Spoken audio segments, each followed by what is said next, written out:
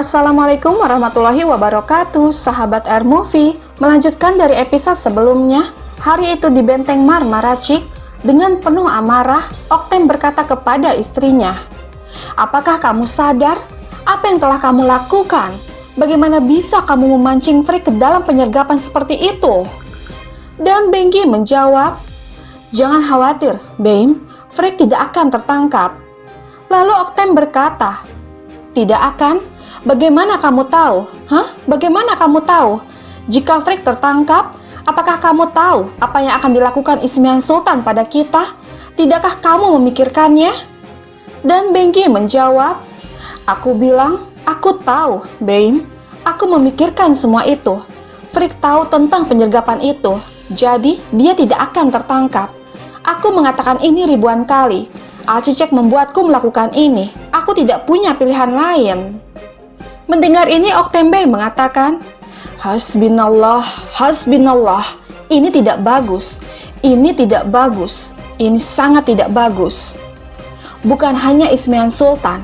Apa yang terjadi jika Balhatun mengetahui bahwa kamu memberitahunya tentang penyergapan itu?" Dan Bengi menjawab, "Tidak ada hal seperti itu yang akan terjadi, Bame." Seketika Octane mengatakan, "Wah, dia masih berkata, hal seperti itu tidak akan terjadi. Masih?" Tidak lama Alcicek datang memasuki ruangan seraya berkata, "Ibu, Aisyah Hatun mengirim kabar. Frick ditangkap." Mendengar ini membuat Bengi kaget. Namun dengan tersenyum, Octane berkata, "Itu berita bagus, sangat bagus. Ayo putriku, kembalilah pada pekerjaanmu." Kemudian Alcicek pun pergi meninggalkan ruangan. Lalu Octane bertanya kepada Bengi, "Sekarang apa yang akan kita lakukan? Beritahu aku." Namun Bengi hanya terdiam dengan penuh kebingungan. Beralih ke kamp pengembara, suasana mencekam masih berlangsung. Menanggapi ancaman dari Olof sebelumnya, Naiman berkata, "Olof menulis surat kepadaku dan berjanji setia. Jadi, dia berada di bawah perlindunganku. Kamu tidak bisa menyentuhnya, Osman." Mendengar ini, Osman mengatakan, "Hanya aku yang bisa membuat keputusan di suku Kai." Lalu Naiman berkata, "Jika kau siap untuk membayar harganya. Dan untukmu, Olof, kamu tidak akan membantai di Inegol." Namun Olof mengatakan, "Frick dan Inegol adalah milikku. Jika Osman membuat kesalahan..." Seketika Naiman mengatakan, "Wah, kata-kata yang besar. Seberapa berani kamu? Aku suka yang berani. Tapi kesukaanku tidak akan menghentikan kemarahanku. Tinggallah di istanamu, Olof, dan pertimbangkan tawaran Osman." Dengan menahan amarah, Olof berkata, "Osman, aku akan datang untukmu." Dan saat dia hendak pergi, seketika Osman mengatakan, "Itu akan menjadi kedatangan terakhirmu." Mendengar ini membuat Olof semakin kesal, namun dia tidak bisa berbuat apa-apa, kemudian pergi meninggalkan suku. Kemudian Naiman dan para nokersnya pergi memasuki tenda untuk minta dijamu. Dari dalam tenda penjara, Frick terus-menerus berteriak memanggil-manggil nama Olof. Tidak lama Bala datang seraya berkata, "Diam, diam kau. Olofmu yang paling kamu percaya telah pergi. Tapi kamu masih di sini. Kamu tidak bisa melepaskan cengkramanku. Jika kamu ingin hidup, jawab pertanyaanku." Lalu Frick mengatakan, "Pertanyaanmu akan tetap tidak terjawab. Aku akan pergi ke kuburan bersama rahasiaku." Mendengar ini Bala berkata, "Kau akan bicara, Frick. Kamu bekerja dengan Ismihan dan menginfeksi banyak orang. Kamu juga meracuni Orhanku. Beritahu aku tentang penawarnya. Siapa yang membawa racun itu ke dalam suku ini? Kamu akan menjawab semua pertanyaanku." Namun Frick mengatakan, "Kamu tidak akan pernah dapat menemukannya selamanya. Jika aku mati, Orhan akan masuk ke kuburan hidup-hidup." Seketika Bala menamparnya seraya berkata, "Bicaralah." Lalu Frick mengatakan, "Orhan, racun sudah menyebar di tubuhnya. Dia punya sedikit waktu. Setelah beberapa saat, tidak mungkin baginya untuk pulih. tubuhnya akan kaku seperti batu dan tidak akan ada pemulihan. Mendengar ini, Bala menempatkan belati tepat di leher Frigg seraya berkata, "Kita akan melihat berapa banyak waktu yang kau miliki." Sahabat kita beralih ke Yenisehir.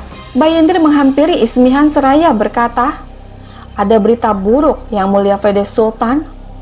Frigg Hatun. Bala Hatun menangkap Frigg. Sekarang dia seorang tahanan di suku Kai. Lalu Ismihan mengatakan, "Frigg tidak akan berbicara. Jika dia membuka mulutnya, kamu akan menutupnya." Mendengar ini membuat Bayendir kaget, lalu bertanya, "Baiklah Frede Sultan, tapi bagaimana? Itu adalah suku Kai. Aku tidak bisa masuk. Bahkan jika aku bisa masuk, aku tidak bisa keluar." Dan Olof sedang mencoba. Seketika Ismihan mengatakan, "Kamu akan masuk, Bayendir. Keluarkan Frigg dari sana dengan satu atau lain cara. Kamu tidak akan sendirian. Apa yang mungkin dikatakan Frigg menyangkut Bengki Hatun juga. Kamu harus mengurus ini." Tidak lama Caleli datang memasuki ruangan seraya berkata, "Frede Sultan, Naiman telah mencapai suku Kai." Mendengar ini membuat Ismihan hanya terdiam. Sementara itu, jamuan dihidangkan oleh Osman untuk menghormati kedatangan Naiman sebagai tamu. Dengan lahap, Naiman menyantap makanan tersebut. Kemudian Osman berkata, "Nikmati makananmu, tapi katakan padaku, untuk apa kau kesini?" Dan Naiman menjawab, "Tunggu, biarkan aku minum airan terlebih dulu." "Baiklah, airan ini sangat enak. Aku tidak bisa minum lebih baik bahkan di tanah berkabung." Lalu Osman mengatakan, "Aku senang kau menyukainya." Kemudian Naiman berkata, "Orang menunggang kuda, lapar, minum, kenyang, dan berkelahi. Dan kemudian kamu mendapatkan hadiah terbesar dari Gok Tengri." "Hah, Osman? Tapi aku dengar Tengri mengambil kembali hadiahnya dari anaknya. Dia tidak bisa menunggang kuda atau memegang pedang sekarang. Dia bahkan tidak bisa makan sendiri." Mendengar ini Osman mengatakan, "Si pembuat luka paling tahu tentang lukanya. Jika kau terlibat dalam hal ini." Seketika Naiman mengatakan, "Atau yang paling terluka tahu yang terbaik. Aku memiliki banyak nokres yang menderita hal ini, yang ditembak oleh panah beracun. Aku tidak ada hubungannya dengan permainan kecil ini, Osman. Tidakkah kamu menahan Frigg si wanita Olof karena alasan ini? Aku tidak akan terlibat dalam masalahmu." Mendengar ini Osman mengatakan, "Kau tahu terlalu banyak." Lalu Naiman berkata, "Informasi adalah kekuatan. Anakmu, di mana dia sekarang?" Dan Osman menjawab, "Dia sedang dirawat." Lalu Naiman mengatakan, "Itu akan memakan waktu selamanya. Mereka bilang dia membatu. Kau ingin melihatnya berjalan lagi, bukan?" Dan Osman menjawab, "Dia akan berjalan lagi dengan kehendak Allah. Dia akan pulih dan berdiri." Lalu Naiman mengatakan, "Aku akan membuat keinginanmu menjadi kenyataan, Osman. Aku bisa menyembuhkan Orhan."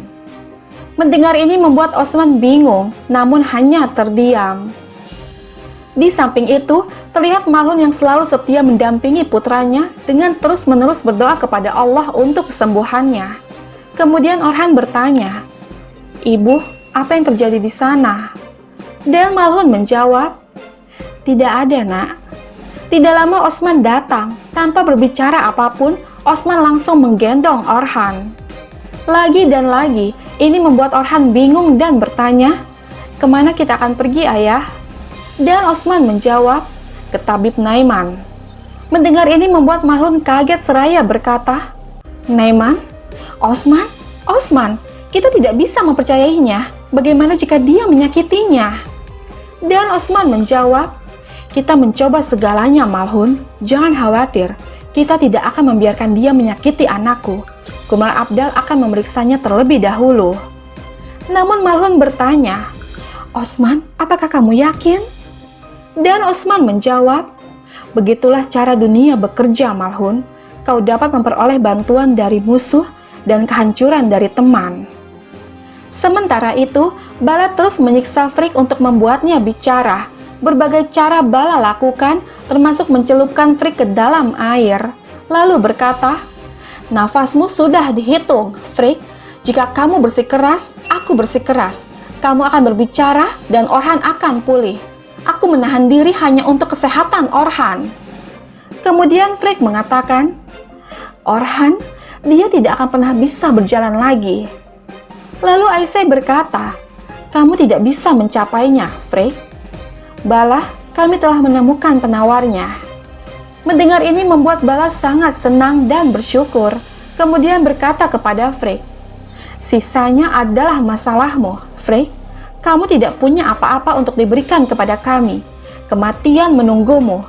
Sekarang, siapa yang akan menyelamatkanmu dariku, Frick?" Kemudian Bala mencelupkan kembali Frick ke dalam air. Sementara itu, melihat kondisi Orhan, Naiman berkata, "Buruk, racun telah menyebar ke seluruh tubuhnya.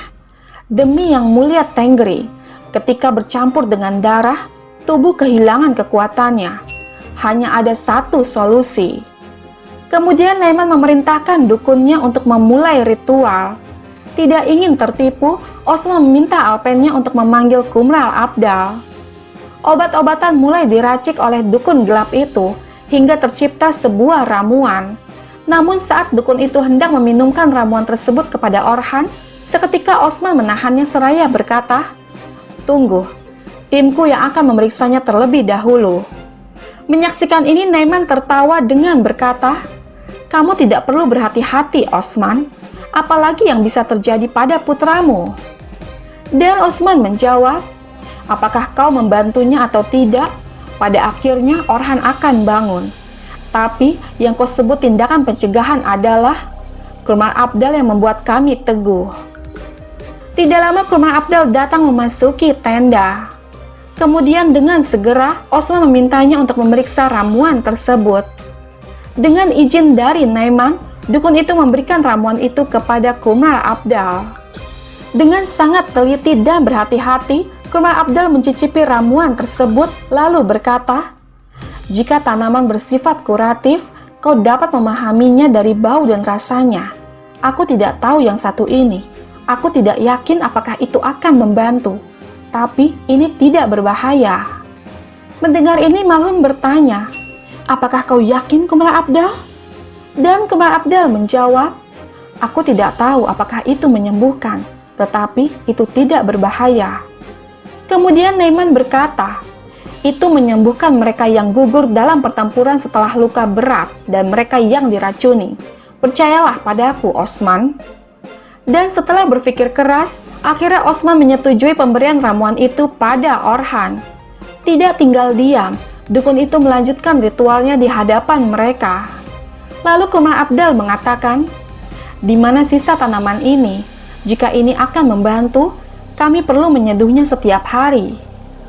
Dan Osman berkata, "Karena Naiman tidak datang ke sini dengan pasukannya, dia sendirian di sini sebagai tamu kita. Jadi dia akan memberikan kita sisanya."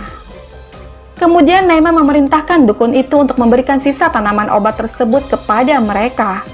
Kemudian Osman meminta Kumral Abdal dan Malhun untuk membawa masuk Orhan ke dalam tendanya. Menyaksikan semua ini, Osman berkata kepada Naiman, "Kau datang ke sini bukan untuk membantu putraku. Katakan padaku, mengapa kamu ke sini?"